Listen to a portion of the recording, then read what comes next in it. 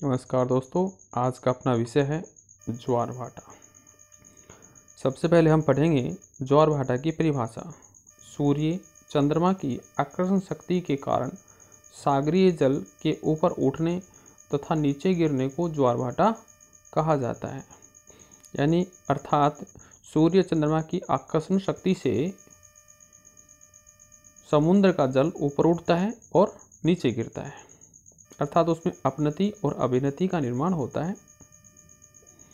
सागरीय जल के ऊपर उठकर आगे अर्थात तट की ओर जब बढ़ता है तो उसको उच्च ज्वार कहते हैं, और जब यही जल सागर की ओर पीछे की तरफ लौटता है तो उसको भाटा कहा जाता है।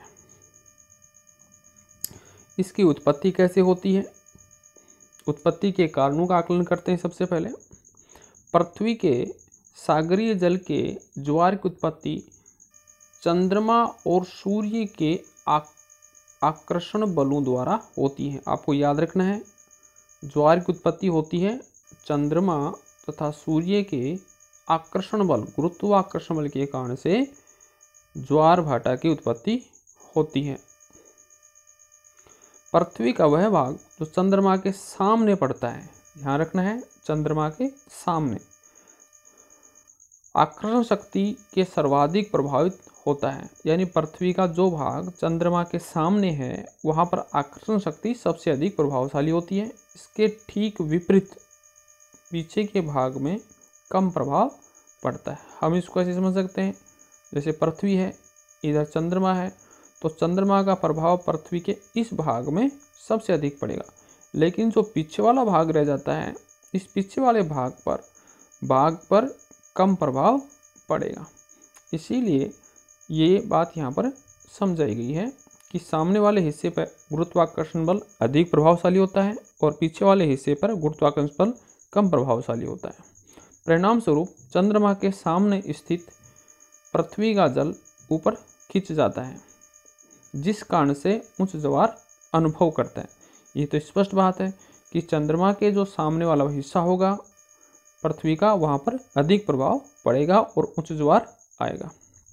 लेकिन बिल्कुल उसके पीछे वाला जो भाग होता है जहाँ निम्न ज्वार अनुभव किया जाता है, क्योंकि चंद्रमा के केंद्र प्रसारित बल के कारण जल का बाहर की ओर उभार हो जाता है।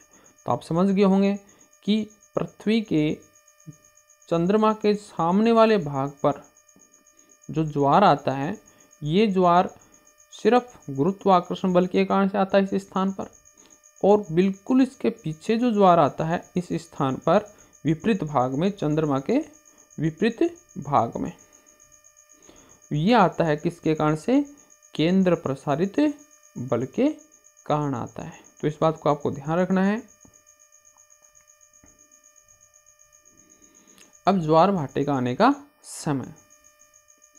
पृथ्वी पर ज्वार आने का समय प्रत्येक स्थान पर अलग अलग होता है। संपूर्ण पृथ्वी पर महासागरों में ज्वार एक समय नहीं आता है, प्रत्येक स्थान पर ज्वार का समय अलग अलग होता है, क्योंकि पृथ्वी 24 घंटे में अपनी कक्षा पर एक चक्कर लगाती है। आपको पता है कि पृथ्वी पश्चिम से पूर्व दिशा की ओर घूमती है। पृथ्वी कैसे घूमती है? पश्चिम से पूर्व दिशा की ओर लगभग 24 घंटे में अपना एक पूरा चक्कर लगा लेती है। चंद्रमा भी अपनी धुरी पर घूमते हुए पृथ्वी की परिक्रमा करता है। चंद्रमा भी अपनी धुरी पर घूमता है और पृथ्वी की भी परिक्रमा करता है।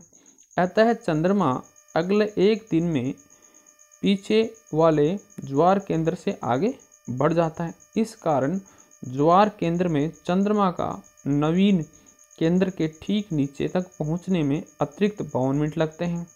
इस प्रकार प्रति अगले दिन ज्वार केंद्र को चंद्रमा के सामने आने में 24 घंटे और 52 मिनट का समय लगेगा। इसी कारण से अगला ज्वार ठीक 12 घंटे बाद न आकर 12 घंटे 26 मिनट बाद आता है। यानी अगला ज्वार कब आएगा? 12 घंटे 26 मिनट बाद। इस बात को हम इस प्रकार से समझ सकते हैं, जैसे यहाँ पर चंद्रमा है, चंद्रमा का प्रभाव सब कहाँ पड़ रहा है? पृथ्वी के इस भाग में। तो यहाँ पर ज्वार उत्पन्न होगा, इस स्थान पर ज्वार उत्पन्न होगा तो ये ज्वार पूरी पृथ्वी का चक्कर काट करके और वापस अपने केंद्र पर जब पहुंचेगा तब तक चंद्रमा इस स्थान तक यानी एल तक पहुंच जाता है। और एल के बिल्कुल नीचे का जो एफ का जो स्थान अब दिख रहा है, एफ वाला स्थान, यहाँ इसका केंद्र होता है। अर्थात ज्वार का पहले केंद्र था इस स्थान पर, अब दूसरा ज्वार का केंद्र हो गया इस स्थान पर। तो इसके इस दोनों स्थानों के बीच का जो अंतराल है, इसको पूरा करने में उसको 52 मिनट का अतिरिक्त समय लगेगा। इसीलिए ज्वार जब अपने मूल केंद्र पे पहुंचता है तब तक चंद्रमा कुछ आगे बढ़ चुका होता है, और आगे बढ़ने के कारण से ज्वार को अपने चंद्रमा के केंद्र के नीचे पहुंचने के लिए कुछ अधिक समय की आवश्यकता लगती है। इसीलिए 52 मिनट का अतिरिक्त समय लगता है। अब पढ़ते हैं ज्वार भाटा के प्रकार।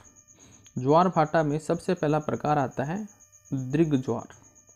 जब सूर्य, पृथ्वी और चंद्रमा तीनों एक सीधी रेखा में होते हैं, यानी क्रम से होते हैं, सूर्य होता है, फिर चंद्रमा होता है और फिर उसके बाद पृथ्वी।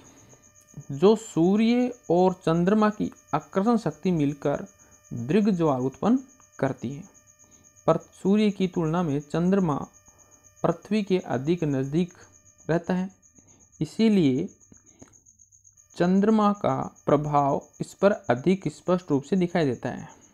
अर्थात आप समझ गए होंगे कि सूर्य,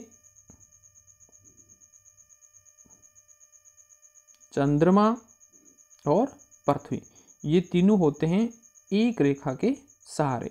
जब इन दोनों का प्रभाव सीधा पृथ्वी के ऊपर पड़ता है, अर्थ पर पड़ता है, तो दृग ज्वार की उत्पत्ति होती है। इस दौरान दो प्रकार की स्थितियां बनती हैं। किसकी? सूर्य की, चंद्रमा की और पृथ्वी की। जो पहली स्थिति बनती है उस स्थिति को बोलते हैं युति। याद रखना है आपको, सूर्य, चंद्रमा और पृथ्वी क्रमशः एक रेखा में होते हैं, अर्थात सूर्य, चंद्रमा दोनों पृथ्वी की एक ओर होते हैं। समझ गए होंगे आप। सूर्य, चंद्रमा और पृथ्वी ये तीनों एक सीधी रेखा में होते हैं। इसको हम ऐसे कह सकते हैं, पहले चंद्रमा, दूसरे स्थान पहले सूर्य, फिर दूसरे स्थान पर चंद्रमा और तीसरे स्थान पर पृथ्वी, इस तरह क्रमबद्ध रूप में होते हैं। तो उस स्थिति को बोलते हैं युति कहा जाता है। ये स्थिति बनती है कब? अमावस्या के दिन बनती है। युति के समय ही सूर्य ग्रहण भी उसी दिन होता है। अमावस्या के दिन सूर्य ग्रहण होता है। तो आप समझ सकते हैं कि पहले सूर्य, फिर चंद्रमा और उसके बाद में पृथ्वी, ये क्रम से दोनों का बल एक साथ पृथ्वी पर लगता है। वो कौन सी स्थिति होती है? युति की स्थिति। दूसरी आती है वियुति। वियुति में जब चंद्रमा, सूर्य के बीच पृथ्वी आ जाती है, यानी इधर सूर्य है, इधर चंद्रमा है, दोनों के बीच आ गई है पृथ्वी, आ गई है, उस स्थिति में कोई युति कहते हैं, वियुति कहते हैं। ये स्थिति पूर्णिमासी के दिन होती है। आपको क्या रखना है याद?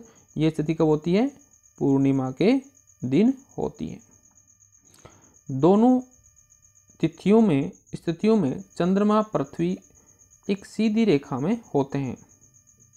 इस कारण से चंद्रमा और पृथ्वी की आकर्षण बल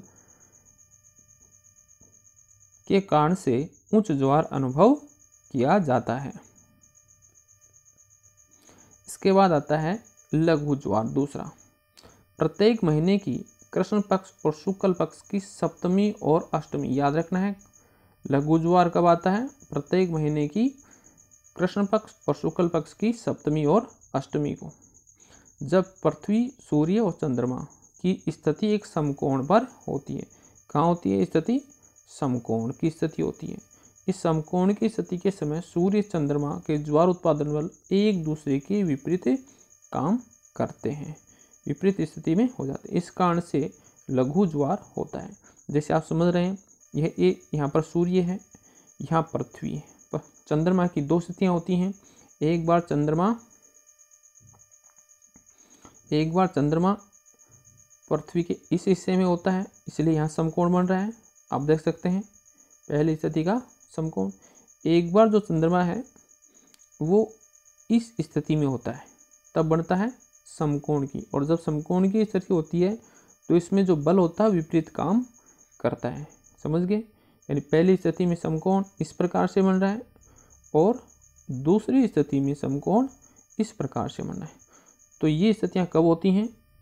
शुक्ल पक्ष की सप्तमी और अष्टमी के दिन होती हैं।